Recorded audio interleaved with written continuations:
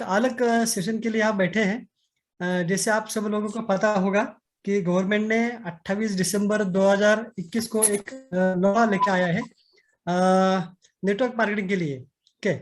अभी तक जो सितंबर 2016 में लेके आया था वो क्या था, तो वो सिर्फ गाइडलाइंस थे। हाँ?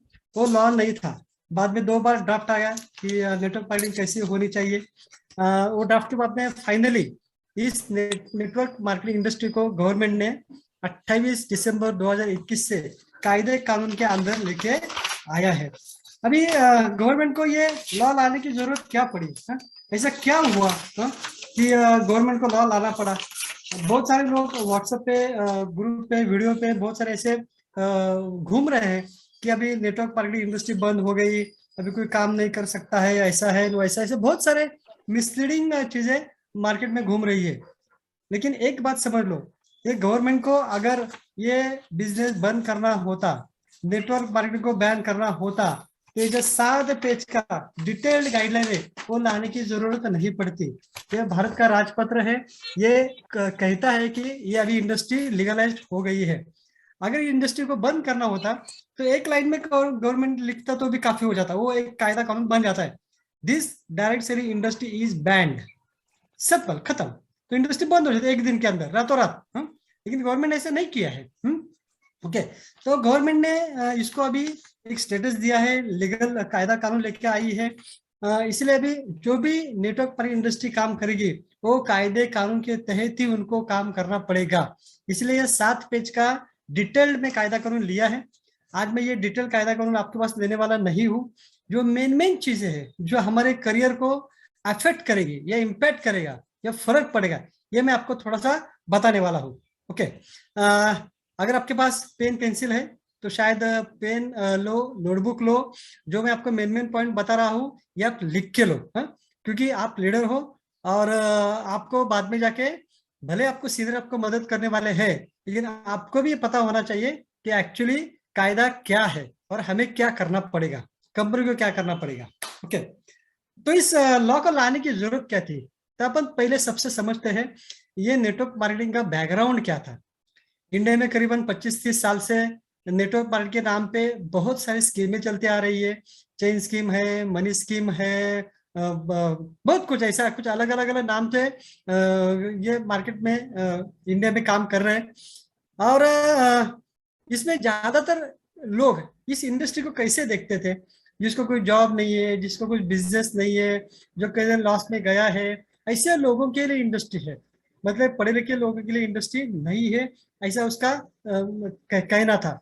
फिर अगर आपको रातों रात पैसा कमाना है तो नेटवर्क मार्केटिंग करो, लोगों के जाके फंसाओ, चीटिंग करो और खत्म कर दो। ये इस मार्केटिंग का अभी तक का इमेज था।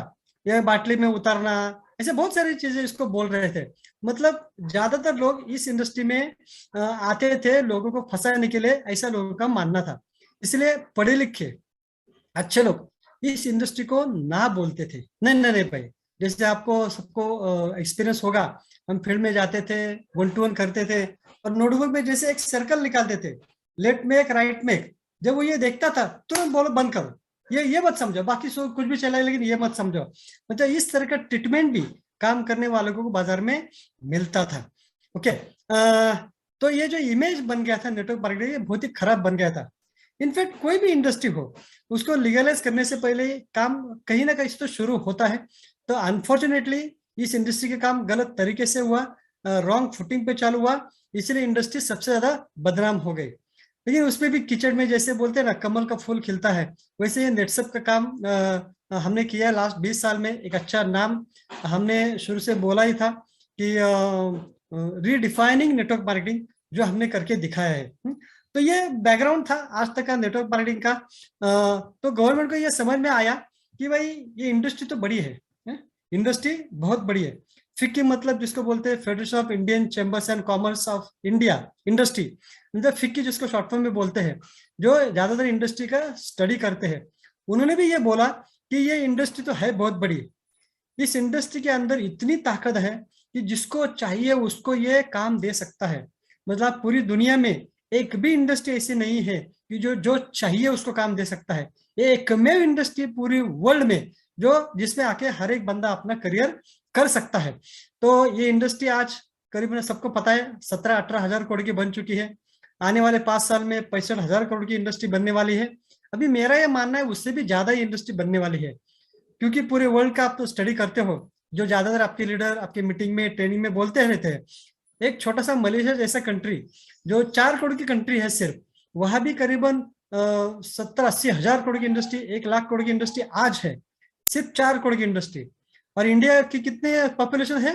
ये एक 140 करोड़ का पॉपुलेशन है, 140 करोड़ का।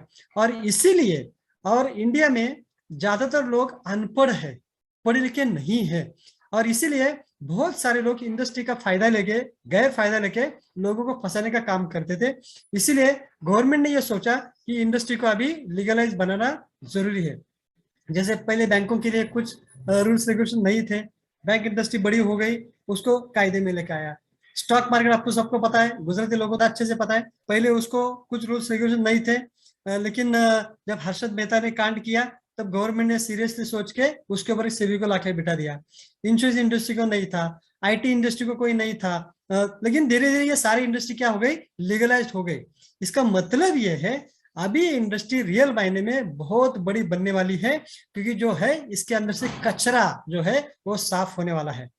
जो आज इंडिया में करीबन 10-1 हजार कंपनियां नेटवर्क मार्केट में काम कर रही है, उसमें से मेरा ये अंदाजा था कि 20 से 25 कंपनियां अभी जिंदा रहेगी, क्योंकि इसके अंदर जो भी कायदा कानून दिया है उसको कंप्लाई करना, वो अच्छे की बस की बात नहीं थी। तो मेरा ये मानना था कि 10 हजार में से कंपनी 20 से 25 अच्छी कंपनियां बचेगी। लेकिन परसों हमारे केतन सर के साथ मीटिंग हुई तो उन्होंने तो बोला उंगली पर गिन के 10 से 12 कंपनी ही अभी जिंदा रहेगी, बाकी सारी कंपनी खत्म हो जाएगी। तो इसलिए लॉ लाया है। तो जिसका नेटसप कंटिन्यू कम से कम लास्ट 10 साल से इंतजार कर रहा था, इस इंडस्ट्री के लिए लॉ चाहिए। हम खुद गवर्नमेंट के साथ फॉलो अप कर रहे थे, उनको बता रहे थे कि ये लॉ इस इंडस्ट्री के लिए क्यों जरूरी है, क्योंकि ये इंडस्ट्री बहुत बड़ी बनने जा रही है। तो अभी लॉ का मतलब क्या है, ये क्या है? सबसे पहले आप समझो, ये जो इंडस्ट्री ये कस्टमर ओरिएंटेड सबसे ज्यादा है। मतलब आप पूरा पढ़ोगे, पढ़ने की जरूरत नहीं, वैसे हम आपको बताते रहेंगे। तो इसके अंदर हर एक कॉलम के अंदर कस्टमर को प्रोटेक्ट करने के लिए हर एक कायदा कानून बनाया गया है, एक एक कॉलम कस्टमर को प्रोटेक्ट करने के लिए बनाया गया है। क्योंकि ये इंडस्ट्री कैसे है, कस्टमर ओरिएंटेड ज्यादा है, इसलिए इस लॉस को कस्टमर प्रोटेक्शन एक्ट के अंदर डाला गया है। मतलब जागो ग्राहक जागो बोलते हैं ना, ये कस्टमर को बचाने के लिए, फंसने से बचाने के लिए ये कायदा कानून बनाया है। इसलिए ओरिजिनल एक्ट था कंज्यूमर प्रोटेक्शन एक्ट, इसको अमेंड करके इस डायरेक्ट सेलिंग इंडस्ट्री को उसके अंदर डाला गया है कंज्यूमर प्रोटेक्शन ब्रैकेट में डायरेक्ट सेलिंग रूल्स 2021, इस कायदे के अंदर उसको डाला गया है। ओके, तो ये लॉ से होने वाला क्या है, कंपनी पर इसका क्या इफेक्ट होगा, डायरेक्ट सेलर मतलब हम पर क्या इफेक्ट होगा, और इसका अल्टीमेटली बेनिफिट क्या होगा, ये 3 मेन पॉइंट आज आपको मैं बताने वाला हूँ। मैं हाईलाइट्स ही बताने वाला हूँ, 1 घंटे के अंदर हमारा मीटिंग खत्म हो जाएगा। तो पॉइंट्स आपने लिखे तो चलेगा, स्क्रीनशॉट का फोटो पाड़ा तो भी चलेगा। ओके, मैं हर पॉइंट के अंदर डीप नहीं जाऊंगा। वैसे कायदा कानून अगर समझाना है तो 7-7 8-8 घंटे भी कम पड़ते हैं। 5 तारीख को हमारी कंपनी के साथ मीटिंग हुई तो पूरा दिन उसके ऊपर चर्चा चल रही थी, फिर भी हमारा डिस्कशन पूरा नहीं हुआ। तो इतना लंबा तो मैं आपका नहीं लूंगा, खाली 1 घंटे के अंदर उसके जो हाईलाइट्स है वो हाईलाइट्स में आपको बता दूंगा, तो आपको समझ में आएगा ये कायदा कानून कितना कड़क है और अच्छा है। सबसे पहले मैं एक बात आपको और बताऊं, करीबन आज 124 देशों में इस इंडस्ट्री के लिए लॉज है, कायदे के अंदर चलता है। और जो 124 देशों के अंदर जो भी लॉज है ना, और ये हमारा लॉ, ये सारे के सारे कंट्री से कड़क लॉ है, स्ट्रिक्ट लॉ है, एकदम स्ट्रिक्ट लॉ। इसलिए जो बदनाम इंडस्ट्री हुई है उसको एकदम साफ सुथरा इंडस्ट्री बनकर उभर कर आने वाली है। ओके, इसका ये लॉ का मतलब है। मतलब अच्छा काम करने वालों को बिल्कुल डरने की जरूरत नहीं है, ईमानदारी से काम करने वालों को बिल्कुल डरने की जरूरत नहीं है। लेकिन जो गलत काम कर रहे हैं वो 28 दिसंबर भागना चालू हो गया, व्हाट्सएप पे मैसेज आना चालू हो गया, हमारे ग्रुप पर भी मैसेज आ गए। अभी 5 फरवरी से अभी कुछ अनफोर्सिन रीजंस की वजह से नेटवर्क मार्केटिंग का बिजनेस हम नहीं करने जा रहे हैं, तो ये कंपनी का बिजनेस, मतलब हमारी कंपनी का बिजनेस 5 फरवरी से बंद हो जाएगा। जितने भी लोग हैं वो अपना अपना हिसाब पूरा करें। ऐसे बहुत सारे मैसेजेस अभी ग्रुप में आना चालू हो गया। और नेटसप ये चाहता है 5 फरवरी तक के अंदर हम ऑलमोस्ट 95% नेटसप डे वन से लीगली काम कर रहे हैं। आपको सबको पता है, ट्रांसपेरेंट काम है, लीगल काम कर रही है, जीएसटी ईमानदारी से भरती है, इनकम टैक्स ईमानदारी से भरती है, रिटर्न ईमानदारी से भरती रहती है।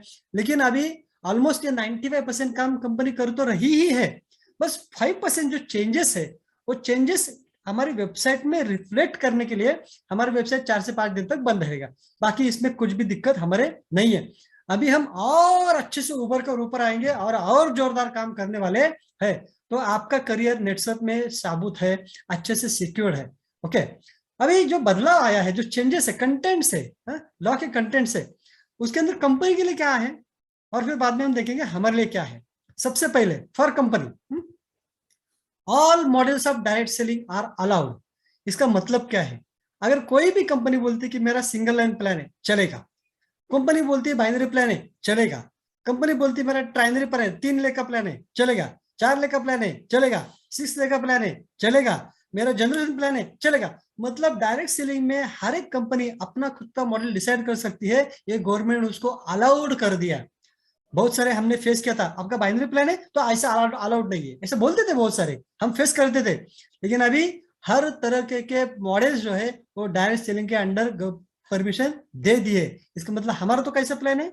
हमारा हाइब्रिड प्लान है। मतलब बाइनरी भी है, 3 लेग वाला भी है, जनरेशन भी है, सब कुछ है हमारा हाइब्रिड। ये प्लान इतने अच्छे से लोगों को, बहुत दूसरे लोगों को समझ में आता नहीं है, लेकिन अभी ये गवर्नमेंट ने इसको परमिशन दे दी है कंपनी के लिए। दूसरा, अभी हम जो है एक एक चीज ध्यान देके सुनो।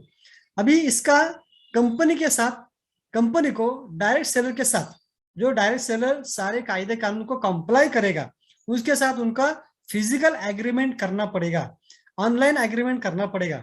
आज भी है कि हमारे पास ऑनलाइन एग्रीमेंट है, उसको दिक्कत नहीं है। लेकिन हमने वेबसाइट 5 दिन के लिए इसलिए बंद की है क्योंकि बहुत सारे चेंजेस इस एग्रीमेंट में हमको करने पड़ेंगे, बाद में हमको इसको साइन करना पड़ेगा। तो जिसके साथ साइंड एग्रीमेंट होगा वही डायरेक्ट सेलर नेटवर्क मार्केटिंग कर सकेगा, इतना ध्यान में रखना है। ओके, तो ये एक बदलाव आया है। तीसरा है सबसे इंपॉर्टेंट कि हर एक कंपनी के लिए अपने खुद के प्रोडक्ट होने चाहिए। हमारे तो है ही, लेकिन थोड़ा उसका मतलब समझ के लेते हैं। ये बहुत सारी कंपनियां बाहर से प्रोडक्ट लेती है, अपना थब्बा मारती है और मार्केट में बेचती है और बोलते हैं हमारे पास 200 प्रोडक्ट है, हमारे पास 500 प्रोडक्ट है, हमारे पास 1200 प्रोडक्ट है। अभी क्या करना पड़ेगा इनको मालूम है? एक तो खुद के प्रोडक्ट होने चाहिए, मतलब उसका फॉर्मुलेशन, मतलब जो प्रोडक्ट तैयार करते हैं साइंटिस्ट लोग, उसका फॉर्मुलेशन खुद का होना चाहिए। दूसरा, उसका ट्रेड लाइसेंस खुद का होना चाहिए, खुद के नाम पे होना चाहिए। फिर ये जो प्रोडक्ट है खुद के मैन्युफैक्चरिंग फैक्ट्री में बनना चाहिए। हाँ, ओके, ये तो हम सब करते ही है। अभी ट्रेड लाइसेंस का मतलब आप थोड़ा समझ लो। एक एक लाइसेंस लेने के लिए, जबकि नेफ्सा को सब कुछ पता है, ये फाइल सेंट्रल गवर्नमेंट में कहाँ से कहाँ घूमती है, कौन से टेबल पे कहाँ जाती है, किसको कितना दिन लगता है, ये हमको सब कुछ पता है। फिर भी हमें 4 से 5 महीने लगते हैं एक एक लाइसेंस निकालने के लिए। पैसा भी अरबों लाखों करोड़ रुपए इसके पीछे खर्चा होता है। अभी जो लोग बोल रहे हैं मेरे पास 200 प्रोडक्ट है, मेरे 500 प्रोडक्ट है, अभी कहाँ से लाइसेंस लेके आएंगे? खत्म, कंपनी खत्म। तो ये जो है 70 प्रोडक्ट है, फिर लोग बोलते हैं सर आपके पास 70 ही क्यों है? क्योंकि हम लीगल काम करते हैं। अब ये हर एक कंपनी को अपने प्रोडक्ट का लाइसेंस लेना पड़ेगा और एक एक प्रोडक्ट का एक एक लाइसेंस लेने के लिए एक एक साल लगता है, करोड़ रुपए लगता है। कैसे जिंदा रहेंगे? खत्म। खुद के प्रोडक्ट होने चाहिए जो हमारे है ही। ओके, बाद में ये थोड़ा समझ लो, ये बहुत ही इंपॉर्टेंट है। Mandatory maintenance of records online और ऑफलाइन। मतलब कंपनी के जितने भी लीगल रिकॉर्ड होते हैं वो कंपनी को ऑनलाइन भी रखने पड़ेंगे, ऑफलाइन भी रखने पड़ेंगे।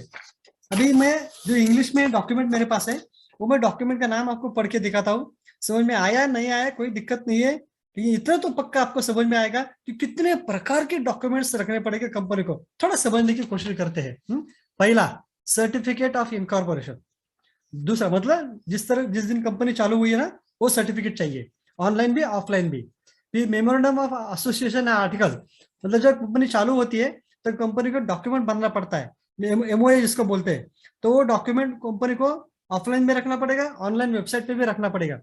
परमानेंट अकाउंट नंबर मतलब pan, and tax deduction and collection account number, मतलब कंपनी टैक्स कलेक्ट करती है, भरती है, उसकी सारी डिटेल्स उनको ऑफलाइन में रखना पड़ेगा ऑफिस में, हेड ऑफिस में, और ऑनलाइन भी रखना पड़ेगा वेबसाइट पे। Goods and services tax registration, मतलब जीएसटी, हर राज्य में जो गवर्नमेंट ने जीएसटी रजिस्ट्रेशन किया है, फिर हर राज्य में अलग से रखना पड़ता है, तो वो उनको ऑनलाइन ऑफलाइन रखना पड़ेगा। फिर goods and services tax returns, जो हर महीना कंपनी टैक्स भरती है गवर्नमेंट में, उसका रिटर्न उनको ऑनलाइन और ऑफलाइन दोनों रखना पड़ेगा। फिर इनकम टैक्स रिटर्न, जो कंपनी इनकम टैक्स भरती है उसका रिटर्न उनको ऑनलाइन ऑफलाइन रखना पड़ेगा। Balance sheet, audit report, such other relevant papers, सब ऑनलाइन ऑफलाइन रखना पड़ेगा। रजिस्टर ऑफ डायरेक्ट सेलर्स, मतलब कंपनी के पास डायरेक्ट सेलर कौन कौन है, उसका रजिस्टर कंपनी को रखना पड़ेगा, ऑफलाइन में रखना पड़ेगा, ऑनलाइन में रखना पड़ेगा, और हर 3 महीने में उसकी लिस्ट सेंट्रल गवर्नमेंट को सबमिट करनी पड़ेगी। फिर certificate of import exporter code, अभी हम इंपोर्ट एक्सपोर्ट नहीं करते इसलिए हमको अप्लाई नहीं है। कि licence issued under the food safety and standards authority of India act 2006, मतलब हर प्रोडक्ट का लाइसेंस जो है वो स्टेट गवर्नमेंट का हो, सेंट्रल गवर्नमेंट का हो, जो भी हो, उनको ऑफलाइन में रखना पड़ेगा और ऑनलाइन वेबसाइट पे भी रखना पड़ेगा। हाँ, फिर licence and registration certificate issued under drugs and cosmetic act, मतलब अलग अलग एक्ट के अंदर अलग अलग लाइसेंसेस लेने पड़ते हैं एक एक प्रोडक्ट के लिए, वो सब ऑफलाइन रखना पड़ेगा, ऑनलाइन रखना पड़ेगा। फिर certificate of registration of trademark, तो ट्रेडमार्क जो रजिस्ट्रेशन कंपनी लिया हुआ है उसका सर्टिफिकेट कंपनी को ऑनलाइन ऑफलाइन रखना पड़ेगा। मतलब इतने सारे डॉक्यूमेंट्स कंपनी को ऑनलाइन में रखने पड़ेंगे, ऑफलाइन भी रखने पड़ेंगे। इसका मतलब ये है जो भी डायरेक्ट सेलर काम करना चाहता है उसको हर एक पेपर, हर एक टैक्स से रिलेटेड हो, प्रोडक्ट के रिलेटेड हो, लाइसेंस रिलेटेड, आप ऑनलाइन देख सकते हो। ये कंपलसरी गवर्नमेंट ने किया है। अभी कंपनी इसमें क्या कर सकती है, कुछ डुप्लीकेट भी रख सकती है ना, डुप्लीकेट नहीं रख सकेंगे। क्यों?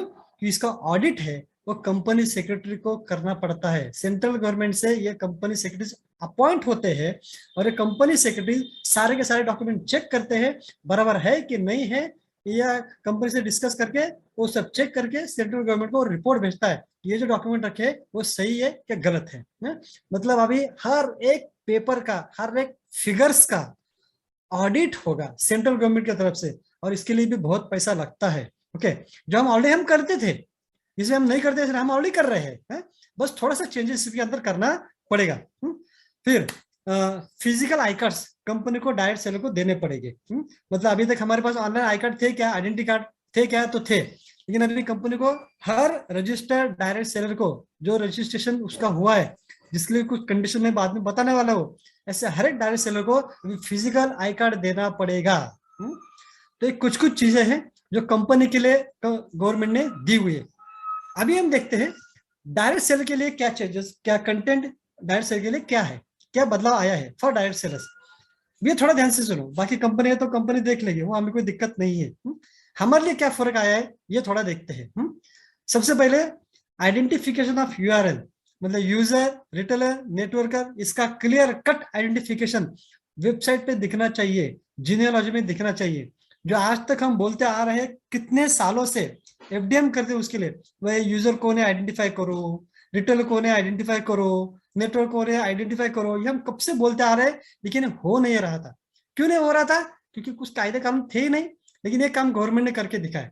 स्ट्रिक्टली कस्टमर कौन है, रिटेलर कौन है, डायरेक्ट सेलर कौन है, ये गवर्नमेंट को पता चलना चाहिए, ना कि हमको। अभी तो रूल तो इसमें चलता है, चल रहा था, लेकिन अभी चलता है नहीं, चलने वाला है। आइडेंटिफाई होना ही चाहिए पब्लिक, लोग किसके लिए आए हैं। अभी लोग कस्टमर आएंगे, प्रोडक्ट परचेस करेंगे, अभी ऐसे सिर्फ जो कस्टमर होंगे वो आइडेंटिफाई कैसे होंगे, तो इन लोगों का भले नाम वेबसाइट पे आएगा लेकिन उनको कमीशन नहीं मिलने वाला है। नेटवर्क मार्केटिंग का कोई भी बेनिफिट हो, भले वो क्लब नेटवर्क हो, फास्ट ट्रैक हो, कमीशन हो 3 से 6% का, कुछ भी मिलने वाला नहीं है। उसको सिर्फ और सिर्फ जो डिस्काउंट है, डिस्काउंट उसको मिलेगा, बाकी कुछ भी मिलने वाला नहीं है। दूसरा, रिटेलर्स, अभी इससे हमारा इंटरेस्ट चालू हो गया है, अभी थोड़ा समझने की कोशिश करो। जो रिटेलर है, यहाँ 2 प्रकार के रिटेलर्स होंगे। एक रिटेलर जिसको 10% कमीशन कंपनी देगी, दूसरा रिटेलर जिसको 15% कंपनी उसको कमीशन देगी। अभी एक थोड़ा कैलकुलेशन आपको मैं बताता हूँ। फॉर एग्जाम्पल, अभी एक ऑफर आया है, समझो जनवरी से, कि 10,000 एमआरपी है, उसके ऊपर 30% डिस्काउंट है। 10,000 एमआरपी है, 30% डिस्काउंट है, तो हम कितना में लेते हैं एज ए रिटेलर? 7,000 रुपये हमें कंपनी में भरने पड़ते हैं। तो कंपनी क्या करती है, ये 7,000 रुपीज पर जीएसटी गवर्नमेंट को भरती है। अभी जो रजिस्टर्ड रिटेलर है जिसके पास लाइसेंस, अभी उसको बायोफिट बेचने के लिए भी लाइसेंस की जरूरत है, हेल्थ केयर बेचने के लिए भी उसको लाइसेंस की जरूरत है, पर्सनल केयर बेचने के लिए लाइसेंस की जरूरत नहीं है, क्योंकि उसके लिए अलग से कायदा अभी तक नहीं आया। मतलब अगर आप एग्रीकल्चर प्रोडक्ट बेचना चाहते हो, हेल्थ केयर बेचना चाहते हो, तो आपको रजिस्टर्ड लाइसेंस चाहिए। अभी जो लाइसेंस गवर्नमेंट का जो है वो कंपनी को सबमिट करेगा और फिर ये प्रोडक्ट परचेस करेगा। तो मानो कि 7,000 रुपए का उसने पैसा भरा है, तो कंपनी ऐसे रिटेलर्स को अलग से 15% कमीशन देगी। कितना? 15% कमीशन अलग से देगी, रिटेलर कमीशन। तो इस एक्स्ट्रा इनकम उसका चालू हो गया। अभी रिटेलर बेचेगा कैसे कस्टमर को? ये जब कोई भी कस्टमर को बेचेगा तो ये रजिस्टर्ड लाइसेंस होल्डर रिटेलर को उसको अपना खुद का जीएसटी बिल देना पड़ेगा। और ये मानो कि 8,000 में प्रोडक्ट बेचता है, तो ऊपर के जो 1,000 रुपए है उसके ऊपर उसको जीएसटी भरना पड़ेगा। अगर वो 9,000 में बेचता है तो उसको ऊपर के 2,000 रुपीज पर जीएसटी भरना पड़ेगा। अगर वो 10,000 में बेचता है तो ऊपर के जो 3,000 है उसके ऊपर उसको जीएसटी भरना पड़ेगा और जीएसटी का बिल कस्टमर को देना पड़ेगा। तो ये रिटेलर बहुत स्मार्ट होते हैं। वो क्या बोलेगा, मैं बिल ही नहीं दूंगा, कोई प्रॉब्लम नहीं भैया। लेकिन कंपनी के रिकॉर्ड में तो दिखता है ये बंदा लाइसेंस होल्डर है, उसने 10,000 का माल लिया है। और आप जीएसटी, आप रिटर्न भरना पड़ता है, रिटर्न भरना कंपलसरी। अभी जीएसटी आया मतलब रिटर्न भरना कंपलसरी है। और आपके रिटर्न में प्रोडक्ट बेचा हुआ दिखता ही नहीं है। तो 3 महीने के बाद, 6 महीने के बाद गवर्नमेंट का आपको नोटिस आएगा, आपने जो 10,000 का प्रोडक्ट लिया था उसका क्या हुआ, आपका सेल दिखता ही नहीं है, आप तो रिटेलर हो, गया कहा, इसने तो बेचा है, पैसा चोरी किया है, जीएसटी किसी में डाल दिया है। तो आपको नोटिस आएगा, फिजिकली गवर्नमेंट का ऑफिसर आएंगे आपके मटेरियल चेक करने के लिए। तो 10,000 का लो, 50 का लो, लाख का लो, सबके लिए ये कायदा कानून लागू हो गया। ये किसके लिए? वो रिटेलर जिसने लाइसेंस लिया है उसको 15% कंपनी एक्स्ट्रा कमीशन देने वाली है। अभी इसको बोलते हैं सेल, प्रोडक्ट सेल। दूसरा एक प्रकार इसके अंदर है रेफर टू सेल। मतलब आप सेल करने के लिए रेफर कर रहे हो, बराबर। मतलब वापस एक ये रिटेलर है जिसको लाइसेंस की जरूरत नहीं है, कोई लाइसेंस के लेने की जरूरत नहीं, जीएसटी चाहिए, लेकिन लाइसेंस लेने की जरूरत नहीं। आप कोई भी प्रोडक्ट क्या कर सकते हो, बेच नहीं सकते हो, लेकिन उसको रेफर कर सकते हो। कब मैंने एक अजय भट्ट का रिटेलर है और दिनेश बेसने कस्टमर है, मैं दिनेश बेसने से आपको बोल सकता हूँ कि ये मेरे पास ऐसे ऐसे अच्छे अच्छे प्रोडक्ट है, आप इसको परचेस करो। और इसका जो बिलिंग होगा वो डायरेक्ट कंपनी से होगा।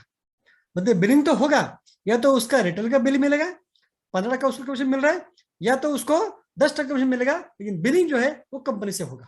ओके, ये थोड़ा सा फर्क समझने की कोशिश करो। और ये रिटेलर को 10% कमीशन जो है वो कंपनी से मिलने वाला है, लेकिन बिलिंग भी कंपनी से ही होगा। तो उसके पास अपना खुद का स्टॉक रखने की जरूरत नहीं है, जीरो स्टॉक पे भी वो काम कर सकता है। खाली वो स्टॉक पर में जाके बिल बना के उस कस्टमर को मटेरियल दे सकता है। अभी वो कस्टमर का मीटिंग करने के लिए भी बहुत सारे कंडीशंस रखे हैं, वो में हम डिटेल में नहीं जाते हैं। तो ये हो गया रिटेलर। लेकिन उसके लिए भी कंपनी में रजिस्टर करना है तो जीएसटी लगेगा ही लगेगा। फिर compulsory GST for retailer and direct seller. अभी जितने, अभी कैसा हो गया, कस्टमर आइडेंटिफाई हो गया, उसको कुछ फायदा मिलने वाला नहीं है एक्सेप्ट डिस्काउंट, वो सिर्फ उसको मिलेगा। रिटेलर को मिलेगा क्या? फास्टैग मिलेगा, क्लब सब मिलेगा, सब फायदे मिलेंगे, नेटो का कमीशन लेकिन उसको नहीं मिलेगा। उसको जो अगर मिलने वाला है तो रिटेलिंग का 10% या 15% इतना कमीशन मिलने वाला है। उसके लिए भी बाइनरी 2 लाख 3 लाख कुछ प्रॉब्लम नहीं है। सिंगल लेग पे भी जितने कस्टमर को बड़े बेचा हुआ है उसके ऊपर तुरंत उसको कमीशन मिल जाएगा साइकिल वाइज। अभी जो डायरेक्ट सेलर्स है उनके लिए सारा प्लान वैसे का वैसे है। देखो प्लान में कोई भी चेंजेस नहीं हुआ है, ये ध्यान में रखो। परसेंटेज में कोई भी चेंज नहीं हुआ, ये ध्यान में रखो। क्लोज में कोई भी चेंज नहीं हुआ, ये ध्यान में रखो। मतलब प्लान में बिल्कुल चेंज नहीं हुआ है, थोड़ा सा वर्किंग पैटर्न में चेंज हुआ है। तो कंपलसरी जीएसटी फॉर रिटेल, जो भी रिटेल करने वाला है उसको भी जीएसटी चाहिए, जो डायरेक्ट सेलिंग बिजनेस करना चाहता है उसको भी जीएसटी चाहिए। अभी जीएसटी करने के लिए जो जो पेपर्स की जरूरत है वो दिनेश भाई ने आपको भेजा होगा। मतलब सिंपल है एकदम। आधार कार्ड चाहिए, पैन कार्ड चाहिए, आपको ईमेल की भी जरूरत पड़ेगी। रिटेल को भी ईमेल चाहिए, डायरेक्ट सेल को भी ईमेल आईडी चाहिए। वो तो क्या 5 मिनट में हम बना सकते हो, कोई दिक्कत नहीं है। फिर आपको प्रूफ, रेसिडेंस का प्रूफ चाहिए, जैसे दादर लाइट का बिल मांगते हैं, ऐसे कुछ पेपर चाहिए। और आपको सीए को पास जाइए, वो सब आपको करके देगा। लेकिन जीएसटी कंपलसरी है। ये जीएसटी कंपनी ने बोला है 5 फरवरी 2022 तक मतलब अभी तक करीबन 22 दिन हमारे हाथ में है, तो इसके अंदर आपको सबमिट करना पड़ेगा। सबमिट नहीं करेंगे तो क्या होगा वो थोड़ा अच्छे से समझ लो, ये तो ठीक है। अगर आप कोई होशियार, बहुत सारे होशियार लोग होते हैं, हम जीएसटी नहीं सबमिट करें तो क्या होगा, कुछ नहीं होगा भाई। जो नया वेबसाइट आ रहा है ना, उसके अंदर आपका जो डायरेक्ट सेलर है उसका डायरेक्ट कस्टमर बन जाएगा। क्या होगा, कस्टमर बन जाएगा। तो आपका जितना भी पावर है गायब, आपका परसेंटेज कमीशन मिलता है गायब, आपका सिर्फ क्या बेनिफिट मिलेगा, कंपनी से जो डिस्काउंट मिलता है प्रोडक्ट पर बस उतना ही मिलेगा। कोई नेटवर्क का बेनिफिट नहीं मिलेगा, रिटेल का बेनिफिट नहीं मिलेगा। और वो ट्री जो है वो ट्री भी आपका नहीं रहेगा। आपको जो पोजीशन है वो सबसे इंपॉर्टेंट है। अपना जो अभी तक पोजीशन है, मान लो कि आपके नीचे लाख लोग हैं, 2 लाख लोग हैं, 10,000 लोग हैं, 5,000 लोग हैं, तो आपका पोजीशन भी चला जाएगा। You are out of the network, network से आप बाहर हो जाओगे। मैक्सिमम डेट है 5 फरवरी 2022 तक। अगर हम जीएसटी सबमिट नहीं करते हैं तो ये दिक्कत होने वाली है। इसलिए जीएसटी निकालने के लिए 8 से 10 दिन का टाइम लगता है। तो जैसे ही ये मेरा मीटिंग खत्म होगा तुरंत फटाफट सीओ को पकड़ो और जीएसटी निकालो, नहीं तो बहुत बड़ा नुकसान हो सकता है।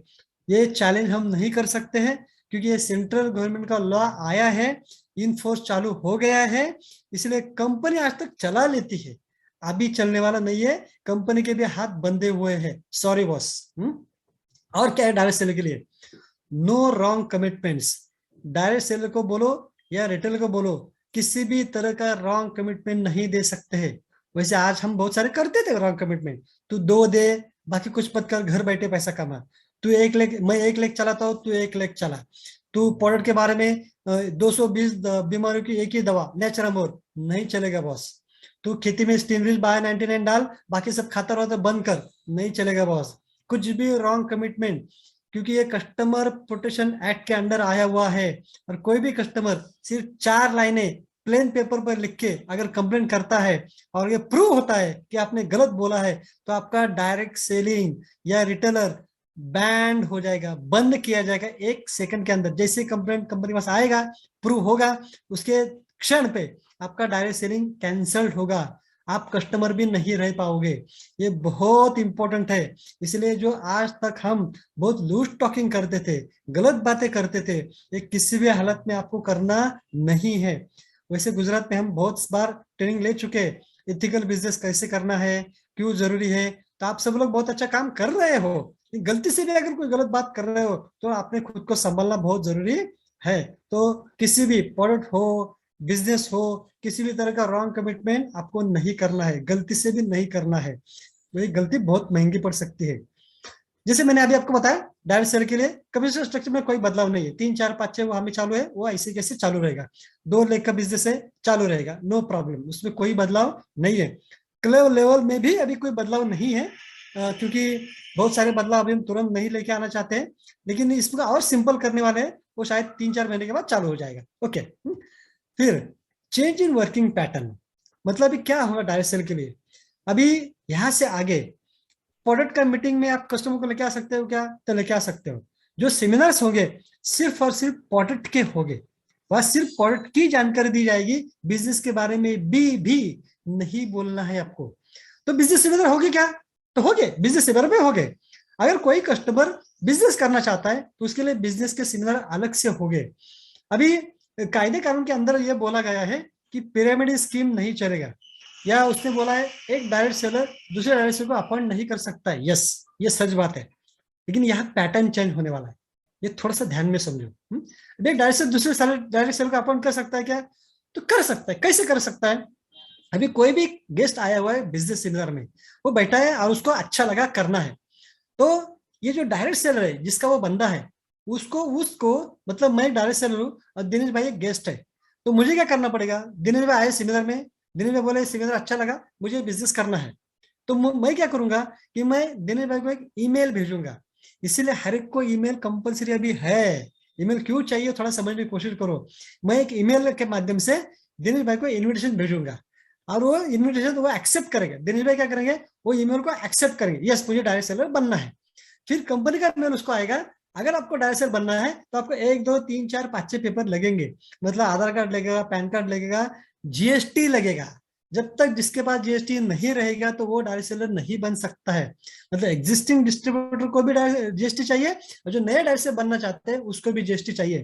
तो वो पेपर सबमिट करेगा, पेपर सबमिट करने के बाद वो कंपनी के पास जाएगा, कंपनी बोलेगी ओके डन नो प्रॉब्लम, आप डायरेक्ट सेलर बन गए। फिर उसका ट्रेनिंग होगा, उसका ट्रेनिंग होगा, बिजनेस का ट्रेनिंग होगा, और ये बिजनेस का ट्रेनिंग होने के बाद ही ये फील्ड पे जाके काम कर सकेगा। तो ये पिरामिडिंग नहीं है। मतलब डायरेक्ट सेलर डायरेक्ट से अपॉइंट कर सकता है क्या, तो इस सिस्टम के माध्यम से अपॉइंट कर सकता है। इसका मतलब काम के पैटर्न में चेंज हो गया।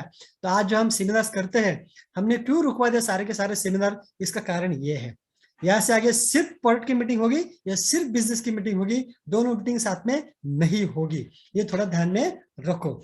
ये मैं आपको मेन मेन चीजें बता रहा हूँ। ओके, तभी देखते हैं ये सारा होने के बाद बेनिफिट्स क्या होगा, हमें बेनिफिट्स क्या होगा, कंपनी को बेनिफिट्स क्या होगा, ओवरऑल सिस्टम को बेनिफिट्स क्या होगा, ये थोड़ा देखने की कोशिश करते हैं। ओके, सबसे पहले for all, it is for all, industry को एक स्टेटस मिलेगा, मतलब हमको एक मानपान मिलेगा, स्टेटस मिलेगा। हम बोलते हैं ना स्टेटस चाहिए। मैं मेरा खुद का एग्जांपल आपको बताता हूँ। 5 साल पहले, आपको तो पता है सब मुझे क्या लगती है, इनकम अच्छा है, बैंक स्टेटमेंट अच्छा है, लास्ट 20-21 साल में मेरा एक भी चेक बाउंस नहीं है। गवर्नमेंट ने मुझे दिया एक चेक बाउंस हुआ था इनकम टैक्स रिफंड का, बस मेरे ओर से एक भी चेक बाउंस नहीं है। मेरा लास्ट 20 साल का रिकॉर्ड है। फिर भी मेरे रॉस की फाइल कंप्लीट होने के बाद पूरा प्लान, पूरा फाइनल लोन के लिए सैंक्शन के जब गया था, तो टॉप उनके बॉस ने क्या बोला, भाई हम आपको लोन नहीं दे सकते। मैंने बोला क्या बॉस हो, मेरा अकाउंट तो बहुत अच्छा है। नहीं भाई, इस इंडस्ट्री को कोई भी लॉ नहीं है, इसलिए हम आपका फाइल सैंक्शन नहीं कर सकते। 1 करोड़ का लोन मैंने मांगा था। सलाह, ये सिंपल का सादे सादे कंपनी में काम करने वाले चपरासी को वो लोन देते हैं, लेकिन हमें 1 करोड़ का इनकम होने के बाद लोन नहीं देते हैं। तो ये जो प्रॉब्लम था हमें बैंकिंग के साथ, अभी ये बैंकिंग के साथ का प्रॉब्लम खत्म हो गया है।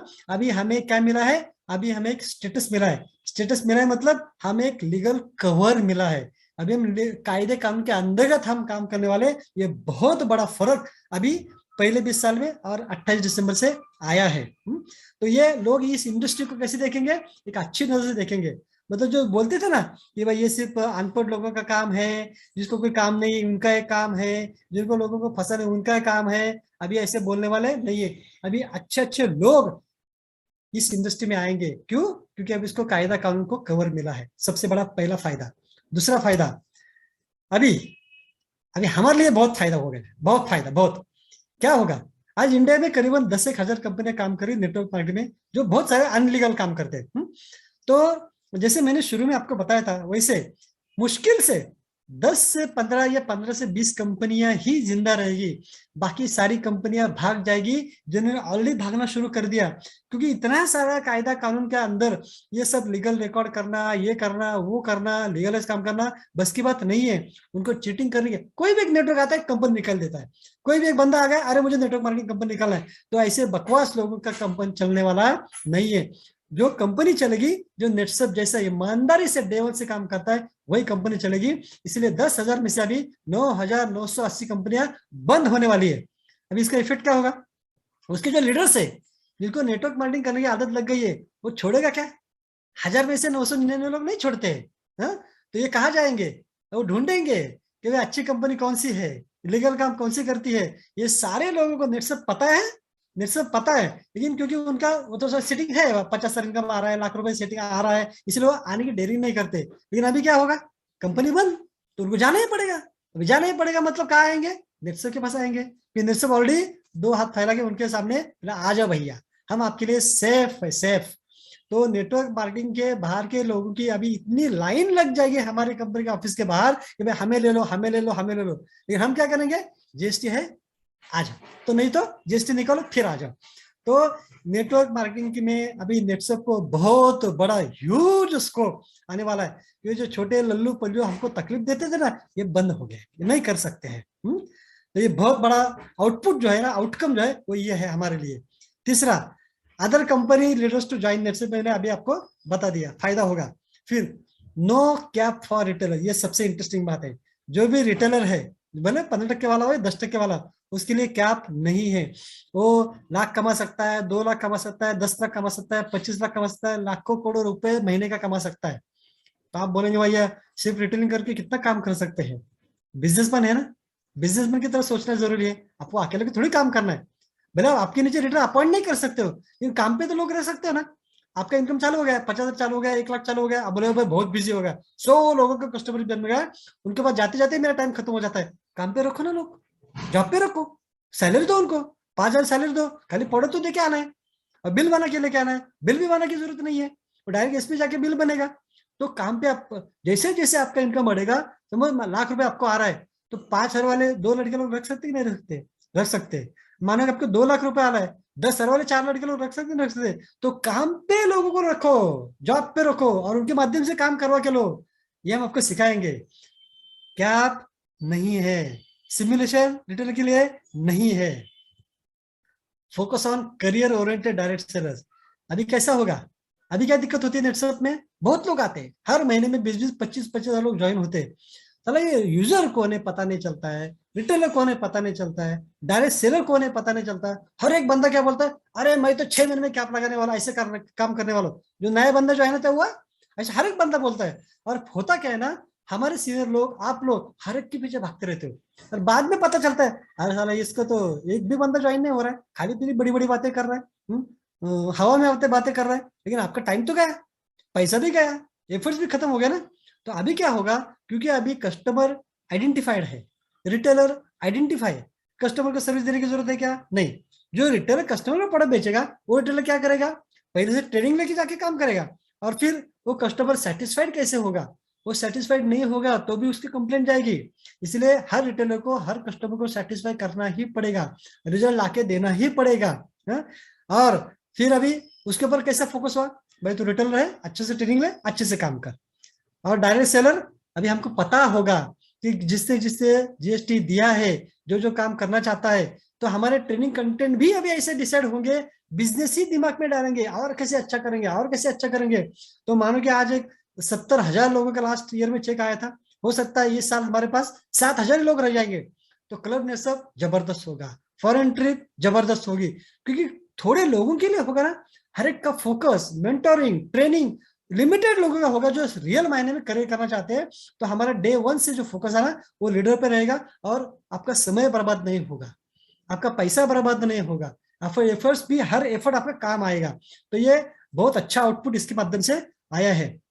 तो हम अभी ट्रेनिंग पर और अच्छे से फोकस कर सकते हैं, जो मैं चाहता हूँ हमेशा। आप ट्रेनिंग पर फोकस करो। दिनेश भाई हमेशा बोलते हैं ट्रेनिंग थी जानवर पर मानस ने વધારે अच्छे सारू काम करे छे, ट्रेनिंग नहीं ले तो मानस पर जानवर जैसे जो काम करे छे। बराबर है दिनेश भाई? हाँ, तो यस ट्रेनिंग यस बहुत सर। इंपॉर्टेंट है और हम ट्रेनिंग पर बहुत सारा खर्चा कर सकते हैं, उसकी कोई दिक्कत नहीं है। तो हमारा फोकस में ज्यादा से ज्यादा क्या होगा, लोगों को ट्रेन करो। नेटवर्क मार्केटिंग में बोलते ही है, आपके अंदर कितने ट्रेंड लोग हैं उसके और आपके लीडरशिप का मतलब होता है। तो अभी ट्रेनिंग बहुत अच्छे से होगा। अभी मतलब क्या होगा, जो एक्चुअली हमारे सेंट्रल वेस्ट जोन ने करके दिखाया है लास्ट 5 साल से। हम सिस्टम सिस्टम, मैं तो हमेशा बोलता हूँ सिस्टम से काम करो, सिस्टम में काम करो, सिस्टम में काम करो। अब 6 महीना 1 साल सिस्टम में काम करोगे तो आगे जाके सिस्टम आपके लिए काम करती रहेगी। ये हम ऑलरेडी पहले से बोलते आ रहे हैं, अब ये सेंट्रल गवर्नमेंट बोल रहा है। अभी तो और अच्छे सिस्टम से काम करेंगे, और सिस्टम से काम करेंगे तो क्या होता है, सिस्टमेटिक ग्रोथ होता है। हर महीना आप आपका 10% ग्रोथ का भी प्लान करोगे ना, मतलब जनवरी में 1 लाख का टर्न आया, तो फरवरी में क्या करो, सिस्टम सब सेट है, अभी प्रोडक्ट का सेमिनार चल रहा है, बिजनेस का सेमिनार चल रहा है, मेंटरिंग चल रहा है, ट्रेनिंग प्रॉपर हर महीना चल रहा है। तो फरवरी में आप 10% ग्रोथ का प्लानिंग कर सकते हो। 1,10,000 का कैसा आएगा इसका प्लानिंग कर सकते हो। मार्च में 1,10,000 के ऊपर 10% का प्लानिंग कर सकते हो।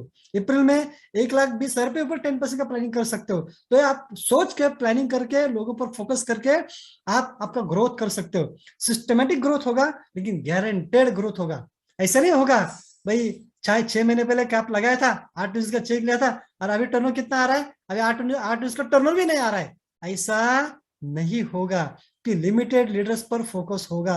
एंड सबसे इंपॉर्टेंट बात जो मैं आपको बताना चाहता हूं, अभी तक का कुछ भी नहीं समझ में आया तो भी कोई दिक्कत नहीं है, लेकिन ये पॉइंट आप समझो जो आपका दिल का पॉइंट है, वो है chances of simulation going down. मतलब सेफली हम बोलते हैं कि भाई जो सिमुलेशन है ना, वो एटलीस्ट 10% तो कम हो ही जाएगा। लेकिन मेरा गट फीलिंग बोलता है आने वाले 3 महीने में सिमुलेशन सिमुलेशन जीरो हो जाएगा, जीरो। कितना हो जाएगा, जीरो। क्योंकि कस्टमर को पे आउट देना नहीं है। ज्यादातर कस्टमर को फुकट पे आउट जाता है ना, 20,000 का आईडी डाला, मान लो कि उसके ऊपर से एक साइड से 2-3 आइडिया आ गए, तो उसका अननेसरी ऐसे कितना 12, 36, 300, 400, 500 रुपए ऐसे चेक निकल जाता है, जो फोकट में चेक जा रहे हैं। कितने सारे लोगों को तो पता भी नहीं था उसका चेक निकला है, ऐसे पड़े रहते, जाते ही वापस आ जाते, कंपनी गट्ठे के गट्ठे चेक पड़े हुए हैं। तो लेकिन पैसा देना तो पड़ता है ना। वो फालतू का पैसा बंद हो गया। रिटेल को नेटवर्क कमीशन बंद हो गया। रिटेल को भी नहीं आएगा नेटवर्क कमीशन, उसको सिर्फ रिटेल का कमीशन आएगा। और जो भी टर्नओवर का कमीशन जाएगा, परसेंटेज कमीशन जाएगा, वो लिमिटेड लीडर को जाएगा। आज जो 60-70 हजार लोगों को पैसा जा रहा है ना, उसमें से 7,000 लोगों को भी जाएगा। और जो 60,000 लोगों का पैसा बचेगा, उससे क्या होगा? सिमुलेशन, मेरा गट फीलिंग बोलता है, जीरो हो जाएगा बॉस, जीरो। ये सबसे बड़ा बेनिफिट ये है। तो मैंने आपको ये कायदे के अंदर ज्यादा पॉइंट मैंने आपको बता दिए हैं, कायदे के अंदर जो आने वाले हैं उसमें कुछ रहा नहीं है, क्योंकि अभी मेरा भी अच्छा प्रैक्टिस हो चुका है। तो आइए, कोई भी चेंज जब तक जब जब नेटसप के लाइफ में आया है, कोई भी बदलाव आया है, भले 1395 का 6,000 हो, क्लब नेटसप लॉन्चिंग हो, अभी तक कम से कम 4 बार ऐसे ड्रास्टिक चेंज नेटसप को करने पड़े। लेकिन वो हम हमेशा डायरेक्ट सेल के लिए करते हैं। तब तक नेटसप शुरू में 2 स्टेप्स पीछे आया है, शुरू में, लेकिन बाद में बहुत बड़ा जंप लिया है। और ये जो बदलाव आया है, ये सेंट्रल गवर्नमेंट की तरफ से आया है। और ये काफी सारे इंडस्ट्री में कचरा साफ हो जाएगा। नेस्ले जैसी प्योर डायमंड वाली कंपनी में रह जाएगी, जिसमें ग्रोथ जो है बहुत बड़े पैमाने में होने वाली है। और जो हम चाहते थे, जो हमारे चेयरमैन चाहते थे, नेस्ले 1 नंबर की इंडस्ट्री बनेगी बनेगी बनेगी, लेकिन जो दिक्कत आ रही थी, स्पीड ब्रेकर आ रहे थे, कचरे आ रहे थे, जो हमें आज तक रोक रहा था। क्योंकि लोगों को कैसा है ना, आसान काम चाहिए, रातों रात पैसा चाहिए, गलत काम कर चाहिए तुरंत पैसा चाहिए। अभी ऐसा नहीं होने वाला है। इसलिए नेटसप को अभी कोई दुनिया का कोई माई का लाल रोक नहीं सकता है। और ये नेटसप अभी दुनिया में 1 नंबर 1 कंपनी बन के रहेगा, रहेगा मत रहेगा। जब नेटसप नंबर 1 बनेगा तो हम भी कहाँ रहेंगे? तो हम भी हमारे रीजन में, हमारे जोन में नंबर 1 बन के ही रहेंगे। So take it positively. जो भी दिक्कत आती है वो आप आपके सीनियर को मिलिए, समझ लीजिए। वापस फिर से एक बार 10 और 11 तारीख को सारे एमसीएम को कंपनी ने हैदराबाद में बुलाया। क्या होता है ना, बहुत सारे लीडर बोलते हैं, लीडर लोगों को क्या है, बोलने में क्या जाता है, वो अपने लिए बोलते हैं ये सब झूठ होगा, शायद ऐसा हो, सब मानते हैं। लेकिन कंपनी खुद ये सारे के सारे एमसीएम के सामने ये प्रपोजल्स रखने वाली है। जो मैंने आपको बोला वो कंपनी वहां डिटेल में बोलने वाली है। तो ये सच है, ये ट्रू है, ये होने वाला है। ये पॉइजन का परीक्षा मत लीजिए, जैसे विष का परीक्षा मत लीजिए। चलो नहीं करते, देखते क्या होता है। 5 फरवरी के बाद आपका पोजीशन गायब, आपका टर्नओवर गायब, आपका परसेंटेज गायब। तो इसकी परीक्षा मत लीजिए भाइयों और बहनों। आपका जितना जल्दी हो सके उतना जीएसटी निकालिए। जब 12 तारीख के बाद जब वेबसाइट चालू हो जाएगा तो पहला होम पेज पे आएगा सबमिट योर जीएसटी, तब से आगे जाएगा ही नहीं। तो जल्दी जल्दी आपका जीएसटी निकालिए। बाकी हम आपके साथ है, बेसिनिया साहब आपके साथ है। जोरदार काम करेंगे। कोई भी नई चीज में शुरू में दिक्कत आती है बॉस, शुरू में दिक्कत आती है ना, हर चीज में शुरू में दिक्कत आती है। लेकिन ये तो प्योर सिस्टम बनने वाला है। और सबसे ज्यादा अगर कोई खुश है तो वो मैं खुश हूँ, क्योंकि मैं सिस्टम पे बिलीव करता हूँ और हमारे जोन में करके दिखाया है। फिर भी इतना फुल प्रूफ काम नहीं था, अभी यहाँ से आगे फुल प्रूफ काम होने वाला है। तो करियर बहुत अच्छा है। दूसरा, अभी डायरेक्ट सेलर के लिए भी सिमुलेशन नहीं, सिमुलेशन तो जाएगा जाएगा, कैप भी बढ़ने वाली है। आज जो 8-19 कैप है, वो महीने का कैप 24 लाख, 24 लाख को 30-35 हजार होने वाला है। तो कैप भी बढ़ा दी गई है। तो रिटेलिंग में नो कैप, रिटेलिंग का इनकम आपके नेटवर्क इनकम में पकड़ा नहीं जाएगा। एक डायरेक्ट सेलर भी खुद रिटेलिंग कर सकता है, रिटेलर नेटवर्क नहीं कर सकता है, लेकिन डायरेक्ट सेलर रिटेलिंग कर सकता है, क्योंकि उसका ऑडियो वैसे रजिस्टर होगा। तो जो आप मानो कि आपने 2 लाख रुपए रिटेलिंग से कमाया और 8-19 नेटवर्क से कमाया, तो आपका कमीशन होगा 10,19,000। मतलब रिटेलिंग से अलग से कितना भी कमा सकते हो, जिसका इनकम कैप के अंदर गिना नहीं जाएगा। ये भी बहुत बड़ा बेनिफिट। और हम, क्योंकि हमारे जोन में रिटेलिंग लोग बहुत करते हैं, ये आपका नेटवर्क के अलावा आपको क्वेश्चन मिलने वाला है। तो हम ये सोच सकते हैं फाइनली, हमारे 10 के 10 उंगली किस में है? घी में है, घी में। बस अभी उसको पॉजिटिव लेना है और आगे काम चालू करना है। एंड आई होप हर एक बंदा पॉजिटिव है, क्योंकि ये जोन के हर लीडर को मैं जानता हूँ, उसका एटीट्यूड जानता हूँ, वो उनको पैसे की भाषा समझ में आती है बस। तो आइए जोरदार काम करते हैं। सबको बेस्ट ऑफ लक देता हूँ और मेरा सेशन में यहाँ खत्म करता हूँ।